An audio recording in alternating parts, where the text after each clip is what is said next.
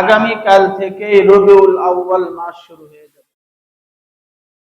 আজকে সফর মাসের শেষ সপ্তাহের শেষ দিন অর্থাৎ 30 নম্বর তারিখ।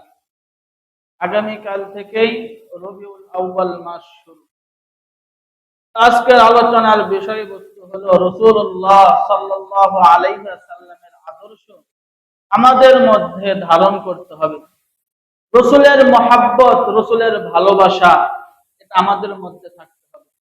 যদি আমার আপনার মাঝে রাসূলের ইশক আর ভালোবাসা না থাকে, তাহলে আমি আপনি খাঁটি মুমিন ও না। প্রকৃত খাঁটি মুমিন হওয়ার জন্য রাসূলুল্লাহ সাল্লাল্লাহু আলাইহি ওয়াসাল্লামের ভালোবাসা অন্তরে থাকতে হবে। সূরা আলে ইমরান আয়াত 31। এই আয়াতের মধ্যে আল্লাহ পাক রব্বুল আলামিন তিনি বলেন, তুহিব্বুনাল্লাহ ফাত্তাবিউনি ইউহিব্বুকুমুল্লাহ ওয়া ইয়াগফির লাকুম যুনুবাকুম আল্লাহু গফুরুর রহিম। এই আয়াতের মধ্যে আল্লাহ পাক রব্বুল আলামিন নবী মুহাম্মদকে জানায় দিচ্ছেন, ও নবী, আপনি तमाम পৃথিবীর সমস্ত মানব জাতিকে জানায় দিন, যদি তোমরা আমি আল্লাহকে ভালোবাসতে চাও তাহলে ফাত্তাবিউনি, মানুষদেরকে বলো তোমরা আমি নবী মুহাম্মদের অনুসরণ করো। অর্থাৎ এই আয়াতের মাধ্যমে আল্লাহ পাক রব্বুল আলামিন ঘোষণা করে দিলেন, হে দুনিয়ার মানুষ সকল, যদি তোমরা আমি আল্লাহকে ভালোবাসতে চাও তাহলে নবী মুহাম্মদের অনুসরণ করো, নবী মুহাম্মদকে ভালোবাসো। আল্লাহকে ভালোবাসার মাপকাঠি হলো নবী মুহাম্মদকে ভালোবাসা। ফাত্তাবিউনি ইউহিব্বুকুমুল্লাহ, আমি নবী মুহাম্মদের অনুসরণ করো, ভালোবাসো। আমি নবী মুহাম্মদকে ভালোবাসলেই তোমাদেরকে আল্লাহর ভালোবাসা হয়ে যাবে, আল্লাহকে ভালোবাসা হয়ে যাবে। তাহলে আল্লাহকে ভালোবাসার মাপকাঠি হলো মুহাম্মদ সাল্লাল্লাহু আলাইহি ওয়াসাল্লামকে ভালোবাসা, রাসূলের পরিপূর্ণ সুন্নাতকে নিজের ভিতরে ধারণ করা, রাসূলের আদর্শকে ধারণ করা, রাসূলের অনুসরণ করাই হলো আল্লাহকে ভালোবাসা। তাহলে আল্লাহকে ভালোবাসার মাপকাঠি আমরা পেলাম রাসূলুল্লাহ সাল্লাল্লাহু আলাইহি ওয়াসাল্লাম। এখানে রাসূলুল্লাহ সাল্লাল্লাহু আলাইহি ওয়াসাল্লামের ভালোবাসা, মহব্বত মুমিন হিসাবে আমাদের অন্তরে থাকতে হবে। তাহলেই আমি আপনি প্রকৃত খাঁটি মুমিন হতে পারব। সূরা আহজাব আয়াত 21। এই আয়াতের মধ্যে আল্লাহ পাক রব্বুল আলামিন তিনি বলেন, লাকাদ কানা লাকুম ফি রাসূলিল্লাহি উসওয়াতুন হাসানাতুন লিমান কানা ইয়ারজুল্লাহ ওয়াল ইয়াওমাল আখির ওয়া যাকারাল্লাহা কাসীরা। আল্লাহ পাক রব্বুল আলামিন বলেন, নিশ্চয় তোমাদের জন্য জনাবে মুহাম্মদুর রাসূলুল্লাহ সাল্লাল্লাহু আলাইহি ওয়াসাল্লামের মধ্যে রয়েছে উত্তম আদর্শ। যদি তোমরা উত্তম আদর্শ খুঁজতে চাও তাহলে জনাবে মুহাম্মদুর রাসূলুল্লাহ সাল্লাল্লাহু আলাইহি ওয়াসাল্লামের সুন্নাত তরিকা অনুযায়ী চলো, কারণ রাসূলের সুন্নাত হলো উত্তম আদর্শ। যে কোনো ক্ষেত্রে, যে কোনো বিষয়ে আদর্শ যদি আমি খুঁজতে চাই তাহলে আমাকে আদর্শ খুঁজতে হবে রাসূলের আদর্শ। রাসূলের আদর্শ সবচেয়ে উত্তম আদর্শ, উত্তম চরিত্র। আজকে আমরা দুনিয়ার মধ্যে বিভিন্ন সময় বিভিন্ন ব্যক্তিকে আমরা মডেল হিসেবে, আইডল হিসেবে গ্রহণ করি। খেলার ক্ষেত্রে আমরা বিভিন্ন খেলোয়াড়কে, আরো বিভিন্ন সিনেমা, আরো বিভিন্ন অশ্লীল যে সমস্ত কাজ আছে, আমরা অশ্লীল ব্যক্তিকে আইডল খুঁজি। সে কিরকম পোশাক পরে তার পোশাকটা আমার করতে হবে, তার চুলের কাটিংটা কিরকম ওই রকম চুলের কাটিং আমাকে দিতে হবে, তার শরীরের জার্সিটা কত নম্বর জার্সি ওই জার্সি আমাকে ক্রয় করতে হবে। এরকম দুনিয়ার মধ্যে আমরা আদর্শ ব্যক্তি খুঁজি, যার আদর্শ আমরা ধারণ করি, অথচ ওই ব্যক্তির আদর্শ উত্তম আদর্শ নয়। উত্তম আদর্শ হলো জনাবে মুহাম্মদুর রাসূলুল্লাহ সাল্লাল্লাহু আলাইহি ওয়াসাল্লামের আদর্শ। কারণ আল্লাহ পাক রব্বুল আলামিন জানায় দিলেন, তোমাদের জন্য রয়েছে উত্তম আদর্শ সেই রাসূলুল্লাহ সাল্লাল্লাহু আলাইহি ওয়াসাল্লামের সিরাতের মধ্যে, তার জীবনের মধ্যে রয়েছে তোমাদের জন্য উত্তম আদর্শ। এই উত্তম আদর্শ আমার আপনার ভিতরে ধারণ করতে হবে, লালন করতে হবে। আজকে আমরা মানুষ হিসাবে রাসূলুল্লাহ সাল্লাল্লাহু আলাইহি ওয়াসাল্লামের যতটুকু আদর্শ আমাদের মধ্যে থাকা দরকার, ওই পরিমাণ আদর্শ আমাদের মাঝে নাই। রাসূলের সুন্নাতকে পরিপূর্ণভাবে আমরা আদায় করতে পারি না।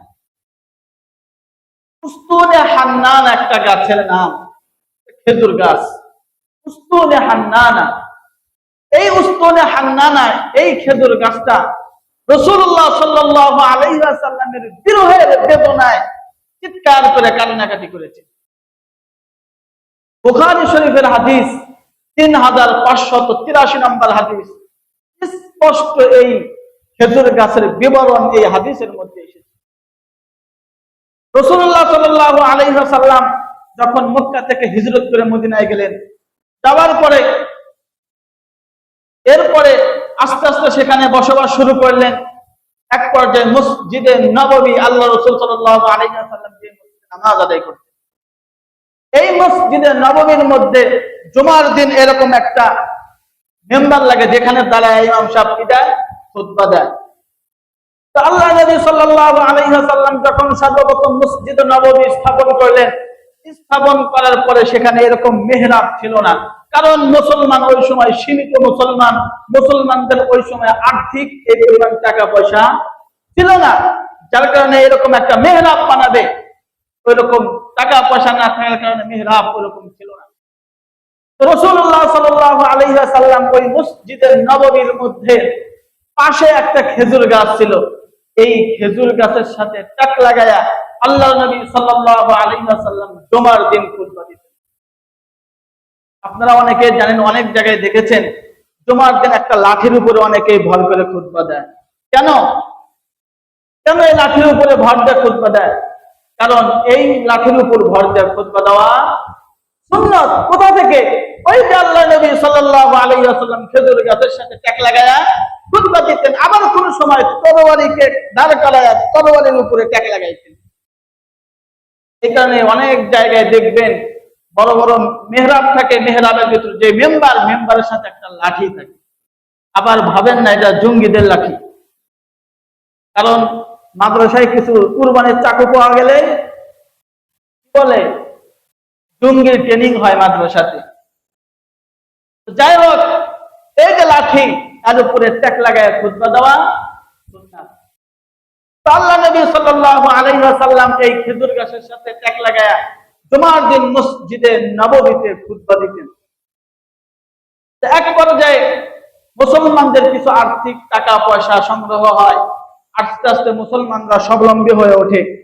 হয়ে ওঠার পরে এই যে খেজুর গাছ, এই খেজুর গাছের পরিবর্তে একটা কাঠের মেহরাব বানায়, মেম্বার বানায়, একটা কাঠের মেম্বার বানায়, যে উঁচু একটা মেম্বার। এই মেম্বারে বসে আল্লাহর নবী সাল্লাল্লাহু আলাইহি ওয়াসাল্লাম জনগণকে, সাহাবায়ে কেরামকে বিভিন্ন বক্তৃতা দিতেন এবং ওই মেম্বারে দাঁড়ায় খুতবা দিতেন।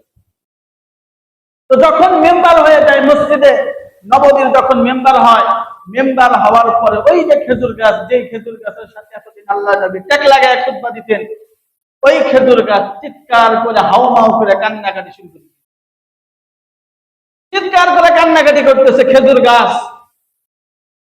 এরপরে এই খেজুর গাছের কান্নাকাটি যখন শুনলো সাহাবায়ে কেরাম এবং আল্লাহ নবী সাল্লাল্লাহু আলাইহি ওয়াসাল্লাম, শোনার পরে সবাই আশ্চর্য হয়ে গেল, কি এক অবস্থা, আজীব, খেজুর গাছ কান্নাকাটি করতেছে। প্রথমে কেউ খুঁজে পায় না, এক পর্যায়ে খুঁজতে খুঁজতে দেখে ওই খেজুর গাছ থেকে কান্নার আওয়াজ আসছে। সাথে সাথে আল্লাহ নবী সাল্লাল্লাহু আলাইহি ওয়াসাল্লাম ওই মসজিদের মেম্বার থেকে নেমে গিয়ে খেজুর গাছের উপর হাত বুলাইলেন।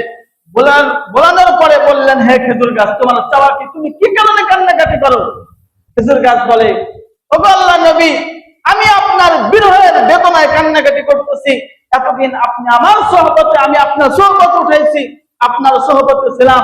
জুমার দিন আসলেই আপনি আমার উপরে ট্যাক লাগায় খুতবা দিতেন। আজ থেকে আমি এই ট্যাক লাগানো থেকে বঞ্চিত। আমি এই খেজুর গাছ, আমি আর আপনার সেই সান্নিধ্য আর খুঁজে পাবো না।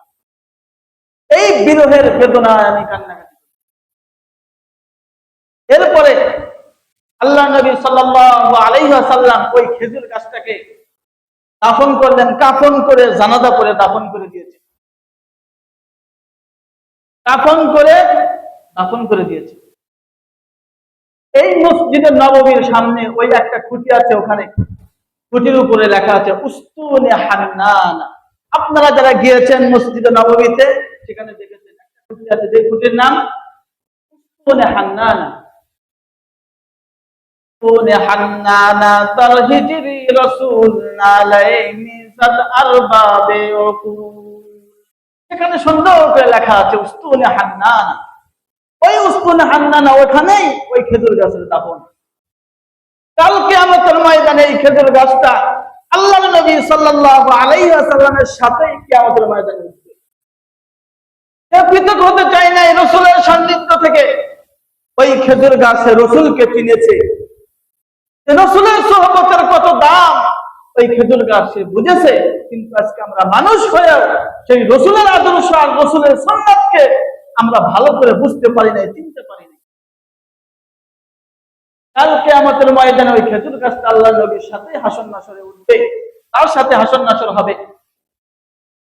ওই মসজিদে নববীর মধ্যে আরেকটা খুঁটি আছে, যেই খুঁটিতে লেখা আছে উস্তুনে আয়েশা, অর্থাৎ হযরত আয়েশা রাদিয়াল্লাহু তাআলা আনহা যেখানে বসে জিকির আজকার করতেন, দোয়া পাঠ করতেন, ওখানে একটা খুঁটি আছে, খুঁটির নাম উস্তুনে আয়েশা।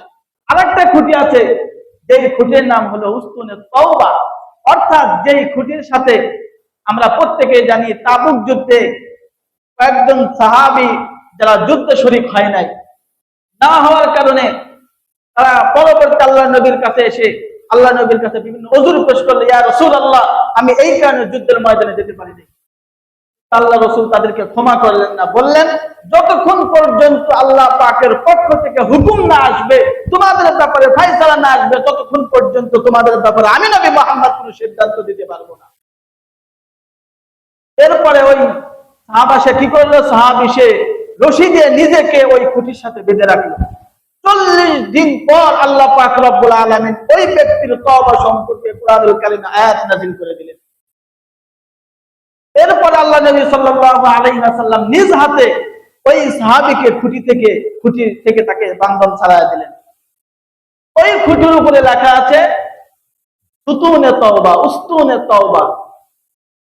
আপনারা যারা মদিনায় গিয়েছেন, মসজিদে নববীতে গিয়েছেন, আপনাদের সামনে এই দৃশ্যমান আপনারা সূরা তাওবা আয়াত 24, এই আয়াতের মধ্যে আল্লাহ পাক রব্বুল আলামিন তিনি বলেন কুল ইন কানা আবাউকুম ওয়া আবনাউকুম, ওগো নবী আপনি तमाम পৃথিবীর সমস্ত মানব জাতিকে বলে দিন ইন কানা আবাউকুম, এক নম্বর তোমাদের আব্বা, তোমাদের বাপ দাদা, ওয়া আবনাউকুম তোমাদের সন্তান,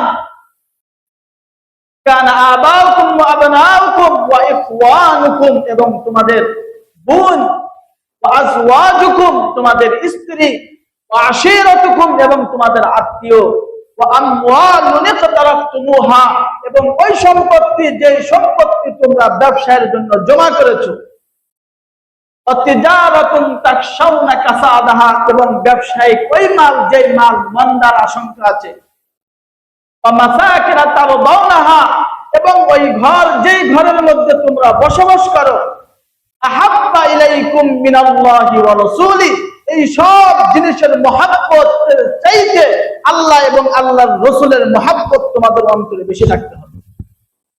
তাহলে আব্বা আম্মা, ঘর বাড়ি, স্ত্রী সন্তান, ব্যবসায়িক মাল, এই সব জিনিস যা কিছু আছে এগুলির চাইতেও প্রতিটি ব্যক্তি, প্রতিটি মুমিনের অন্তরে আল্লাহ এবং আল্লাহর রাসূলের মহব্বত বেশি থাকতে হবে।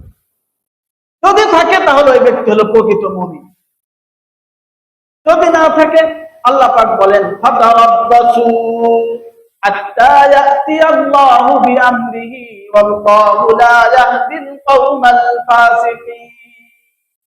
যদি তুমি আল্লাহ এবং আল্লাহ রাসূলের চাইতে তুমি এই সমস্ত আসবাবপত্র, আব্বা আম্মা, আত্মীয় স্বজন, পাড়া প্রতিবেশীর মহব্বত যদি তোমার অন্তরে বেশি থাকে, ফাতারাব্বাসু অপেক্ষা করো, আল্লাহ পাকের ফয়সালা আসার জন্য অপেক্ষা করো, অর্থাৎ আল্লাহ পাকের পক্ষ থেকে আমাদের উপর আযাব চলে আসবে, শাস্তি চলে আসবে।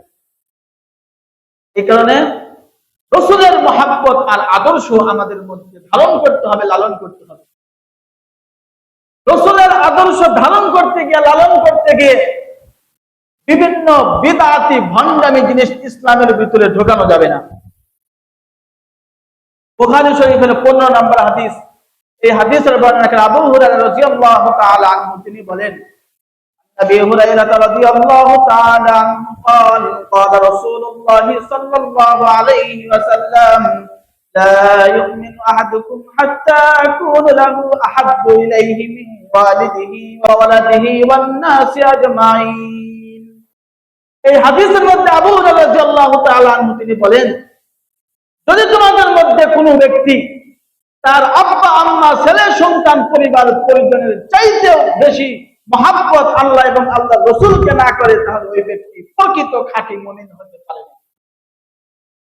দুনিয়ার সমস্ত মানুষ থেকে নবী মুহাম্মদকে বেশি ভালোবাসতে হবে। সাহাবায়ে কেরাম রাদিয়াল্লাহু তাআলা আনহুম, তাদের নাম তো আমরা শুনেছি, আমরা চিনি সাহাবা কাকে বলে। সাহাবা বলা হয় এমন ব্যক্তিকে যে ব্যক্তি ঈমান অবস্থায় আল্লাহর রসুলকে স্বচক্ষে দেখেছে এবং ঈমানের উপরে যার ইন্তেকাল হয়েছে, মৃত্যুবরণ হয়েছে, এই ব্যক্তি হলো সাহাবা। তাহলে সাহাবীর তারিফ সংজ্ঞা কি? ঈমান অবস্থায় আল্লাহ রসুলকে স্বচক্ষে দেখেছে এবং ঈমানের উপরে ইন্তেকাল করেছে, ঈমান অবস্থায় দুনিয়া থেকে বিদায় নিয়েছে, এই ব্যক্তি হলো সাহাবা।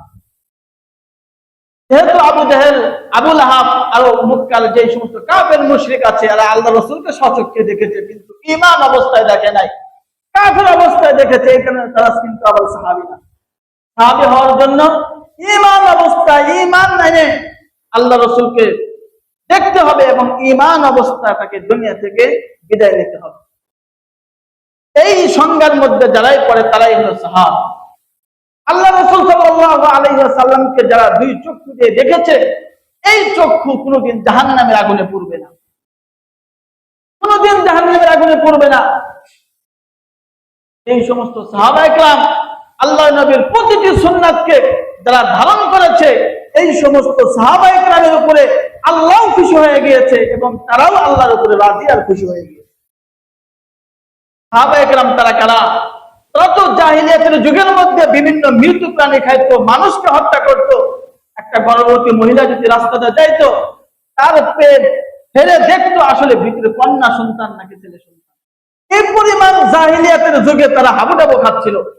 এই মানুষগুলোর উপরে যখন জনাবে মুহাম্মদ রাসূলুল্লাহ সাল্লাল্লাহু আলাইহি ওয়াসাল্লাম মেহনত করলেন, কালেমার দাওয়াত দিলেন, তারা ইসলাম গ্রহণ করলো। ইসলাম গ্রহণ করার কারণে এই মানুষগুলো সোনার মানুষের রূপান্তরিত হয়ে গেল।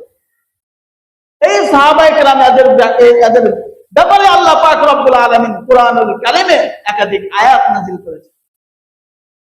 রাদিয়াল্লাহু আনহুম ওয়া রাদু আন, আল্লাহ পাক তাদের উপর খুশি হয়ে গিয়েছেন এবং তারাও আল্লাহর উপরে রাজি আর খুশি হয়ে গিয়েছেন। আয়াতের মধ্যে সূরা বাকারার মধ্যে আল্লাহ পাক রব্বুল আলামিন বলেন, ইয়া আইয়ুহাল্লাযীনা আমানু আমিনু কামা আমানান নাস, দুনিয়ার মানুষ সকল তোমরা ঈমান আনো, ঈমান আনার মতো ওই সমস্ত মানুষ যেমন ঈমান এনেছে তোমরাও তেমন ঈমান আনো। ওই মানুষগুলোর মতো, ওই মানুষগুলা দ্বারা উদ্দেশ্য হলো সাহাবায়ে কেরাম। সাহাবায়ে কেরাম যেমন ঈমান ভিতরে ধারণ করেছে, ঠিক তদ্রূপ ঈমান তোমরা আনো। ওই ঈমানটা হলো মজবুত ঈমান। তো সাহাবায়ে কেরামের মতো ঈমান তোমরা আনো। আল্লাহ পাক রব্বুল আলামিন এই জায়গাতে সাহাবায়ে কেরামের দৃষ্টান্ত দিয়েছেন, সাহাবায়ে কেরামের মতো ঈমান আনো। এই কারণে সমস্ত সাহাবায়ে কেরাম তারা মিআয়ার হক, সত্যের মাপকাঠি। আজকে অনেকেই মিআয়ার হক মানে না, সাহাবায়ে কেরাম সত্যের মাপকাঠি এটা মানে না অনেকে। যদি আপনি সাহাবায়ে কেরামকে না মানেন, তাহলে আমাদের কাছে কোরআন আর হাদিস যে এসেছে তাদের মাধ্যমে এসেছে, উড়ে এসেছে, এটা আপনার উপরে জিবরাইল এসে নাযিল করেছে। তাদের মাধ্যমে আমাদের কাছে কোরআন এসেছে, হাদিস এসেছে, আল্লাহর নবীর প্রতিটি বাণী সাহাবায়ে কেরামের মাধ্যমে আমাদের কাছে এসেছে। এখানে সাহাবায়ে কেরাম মিআয়ার হক। যদি কোনো ব্যক্তি সাহাবায়ে কেরামকে মিআয়ার হক না মানে, সত্যের মাপকাঠি না মানে, এই ব্যক্তির ঈমানের মধ্যে খতরা আছে, সমস্যা আছে। এখানে সাহাবায়ে কেরাম মিআয়ার হক, সাহাবায়ে কেরাম সত্যের মাপকাঠি। তো এই সাহাবায়ে কেরাম রাদিয়াল্লাহু তাআলা আনহুম তারা রাসূলুল্লাহ সাল্লাল্লাহু আলাইহি ওয়াসাল্লামকে কি রকম ভালোবেসেছেন, যে তাদের উপরে আল্লাহ পাক রব্বুল আলামিন রাজি আর খুশি হয়ে গিয়েছে, এই পরিমাণ তারা ভালোবেসেছে। এই ভালোবাসতে গিয়ে কোন সময় কি তারা ইসলামের বাহিরে যেই জিনিসটা, এই জিনিসটা ভিতরে ঢুকে ফেলছেন? এই কাজটা কোনোদিন করেছেন তারা? আমরা আজকে যে পরিমাণ ভালোবাসা রসুলের প্রতি দেখাই, সাহাবায়ে কেরামকে আমাদের চাইতে রসুলকে কম ভালোবাসছে নাকি বেশি ভালোবাসছে? কথা বলেন, কম ভালোবাসছে নাকি বেশি ভালোবাসছে? আমাদের চাইতেও শত শত গুণ বেশি ভালোবাসছে তারা। যার কারণে তো আল্লাহ পাক তাদের ব্যাপারে কোরআনুল কারীমে আয়াত নাযিল করে দিলেন, তাদের উপর আল্লাহ পাক খুশি, তারাও আল্লাহ পাকের উপরে খুশি। তাহলে আমার আপনার ভালোবাসা কিন্তু সাহাবায়ে কেরামের মতো না, কারণ সাহাবায়ে কেরাম ভালোবাসতেন পতঙ্গ পতঙ্গ, চুল পরিমাণ কোনো তাদের মাঝে সন্দেহ ছিল না, তাদের উপর আল্লাহ পাক রাজি আর খুশি হয়ে গিয়েছেন, এই পরিমাণ তারা আল্লাহ রসুলকে ভালোবাসতেন। কিন্তু ভালোবাসতে গিয়ে ইসলামের গণ্ডির ভিতরে থেকে ভালোবেসেছেন নাকি বাইরে নতুন জিনিস আবিষ্কার করে ইসলামের ভিতর ঢুকায় ভালোবেসেছেন? নতুন করে কোন জিনিস কি ইসলামের ভিতর ঢুকায় আল্লাহ রসুলকে ভালোবেসেছেন, নাকি ইসলামের মধ্যে থেকে, ইসলামের গণ্ডির মধ্যে থেকে আল্লাহ রসুলকে ভালোবেসেছেন? ইসলামের গণ্ডির মধ্যে থেকেই আল্লাহ রসুলকে ভালোবেসেছেন। বুখারী শরীফের হাদিস 2697 নম্বর হাদিস, হাদিসের বর্ণনা করে আয়েশা রাদিয়াল্লাহু তাআলা আনহা, তিনি বলেন, মান আহদাসা ফি আমরিনা হাযা মা লাইসা ফিহি ফাহুয়া রাদ্দুন।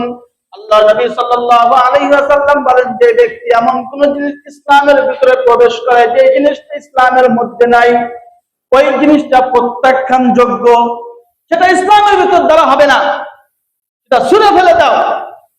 তাহলে যেটা ইসলামে নাই ওই জিনিসটা ইসলামের ভিতরে ঢোকানো যাবে না, কোনোভাবে সেটা ইসলামের ভিতরে প্রবেশ করানো যাবে না। সূরা মায়েদা আয়াত 3, এই আয়াতটা বিদায় হজ। বিদায় হজ কেউ শুনছি না? নামটা নাম জানি না, বিদায় হজ এরকম কেউ আছে? প্রত্যেকে আমরা জানি বিদায় হজ।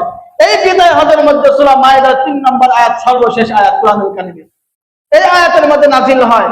আল্লাহ পাক রব্বুল আলামিন জিবরাইল আমিনের মাধ্যমে জানায় দেন নবী মুহাম্মদকে, আল্লাহুম্মা আকমালতু লাকুম দীনাকুম ওয়া আতমামতু আলাইকুম নি'মাতি ওয়া রাদিতু লাকুমুল ইসলাম দীনা। ও নবী মুহাম্মদ, আজকে আমি আপনার উপরে ইসলাম ধর্মকে পরিপূর্ণ করে দিলাম। এই ইসলাম ধর্মের উপরে আমি আল্লাহ পাক রাজি আর খুশি হয়ে গেলাম, পরিপূর্ণ করে দিলাম আজকে ইসলাম ধর্ম। ইসলাম ধর্ম প্যাকেজ, একটা প্যাকেজ হয়ে গেছে, এর ভিতর কিছু আর ঢোকানো যাবে না, আবার এখান থেকে কিছু বের করবেন এই অপশনও নাই। ইসলাম ধর্ম পরিপূর্ণ। এখন যদি আমি আপনি প্রতি আবেগে রসুলের প্রতি ভালোবাসা দেখাতে গিয়ে নতুন কোন জিনিস ঢুকাই, তাহলে আমি ভণ্ড নাকি ভালো মানুষ? আমি একজন ভণ্ড আর বিদআতি হয়ে যাব। রসুলের প্রতি আমার ভালোবাসা হবে না, বরং এটা হবে দুশ্মনী। আমি আল্লাহ রসুল যে জিনিস দিয়ে গেছে, আমি ওই আল্লাহ রসুলের সাথে খিয়ানত করলাম।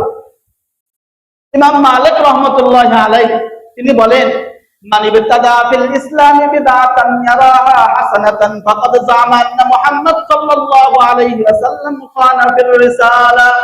দুনিয়ার মধ্যে যদি কোনো মানুষ এমন কোন জিনিস ইসলামের ভিতরে ঢোকায় যেই জিনিসটা ইসলামের মধ্যে নাই, এই ব্যক্তি ঢুকাইলো সওয়াবের নিয়তে, সে কেমন যেন ধারণা করলো আল্লাহর নবী এই জিনিসটা আমাদের মাঝে আনে নাই, ভুলে ছেড়ে গেছে, ভুলে হয়তো আল্লাহ নবী এই জিনিসটা আমাদের কাছে পৌঁছায় নাই, আমি পণ্ডিতি করে এটা ইসলামের ভিতর ঢোকায় পরিপূর্ণ করে দিলাম।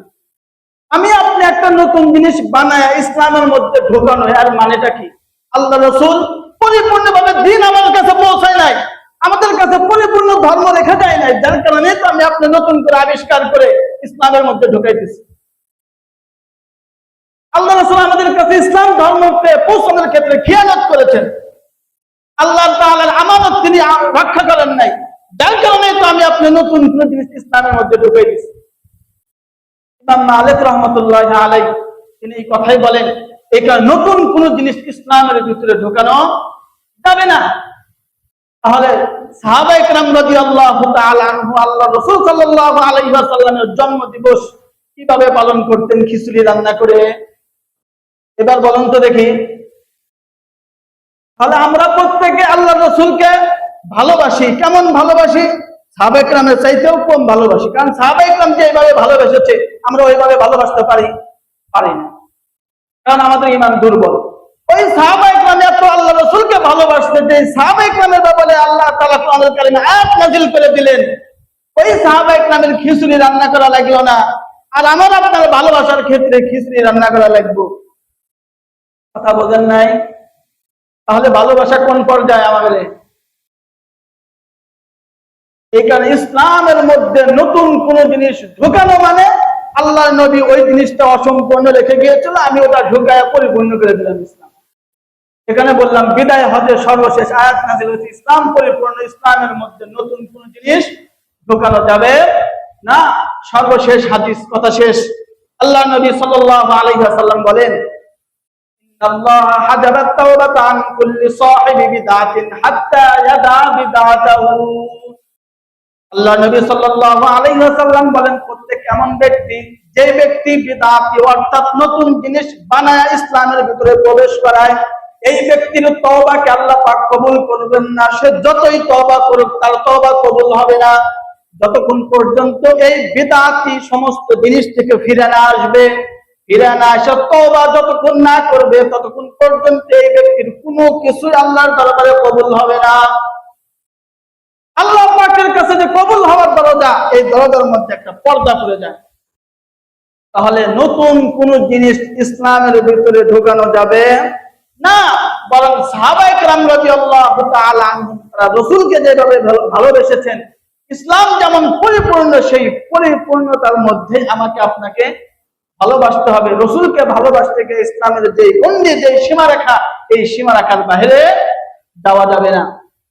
এই কথাগুলো আজকে এই জন্যই বললাম, শুরু থেকেই বললাম যে আমরা অনেকেই প্ল্যান করে রাখছি সমাজ থেকে চাউল করে যেভাবে হোক বা রবিউল আউয়াল খিচুড়ি রান্না করতে হবে। আরো বিভিন্ন জিনিস আছে, ইনশাআল্লাহ ধারাবাহিকভাবে সামনে সপ্তাহে আলোচনা করব।